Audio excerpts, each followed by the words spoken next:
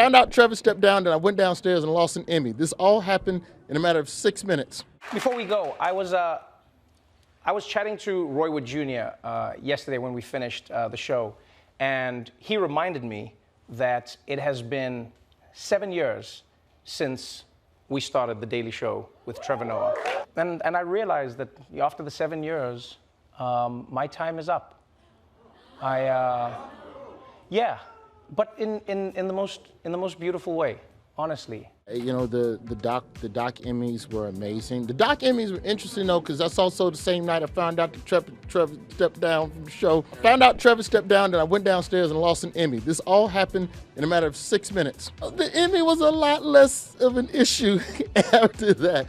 But no, it's in finding it out, you know, at the end of the day, I'm happy for anyone that chooses to do whatever makes them happy. The Daily Show is an institution. And, you know, a friend of mine told me a long time ago, we don't own these jobs, we lease them.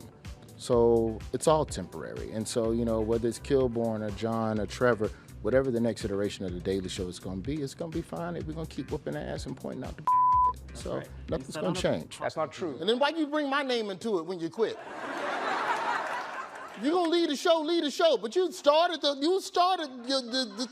last one. I was talking to Roy Wood Jr. You could have just said, bitch, I'm gone. That's all you had to say was, I'm gone, bitch, I'm out. And you didn't have to drag my name into it. Now everybody on my Twitter yelling at me. I don't know which way that's going to play out in January. I just think at the end of the day, even if, and this is the thing, this you know the question nobody else is asking, they're going to host. The question is, well, if you're not hosting, you still stand? Yes, hell yeah. It's a great job. I get an opportunity to tell stories that we normally wouldn't get to tell. And I think the dope thing about The Daily Show is because we have correspondents, they operate as these extensions of the show, and a lot of shows don't have that. So I'm able to go out and cover stories that a lot of other shows don't get to do. So, you know, at the end of the day, any opportunity to expand my comedy, I'm always gonna hang around and try and be a part of. Yo, Inside Amy is still one of the funniest sketch shows, and I don't care how many years she took off because she decided to start a family and get married and do all this other life. You know, good for her. But no, it's dope to be here and be a part of it. I think Amy's mind has always worked very interesting.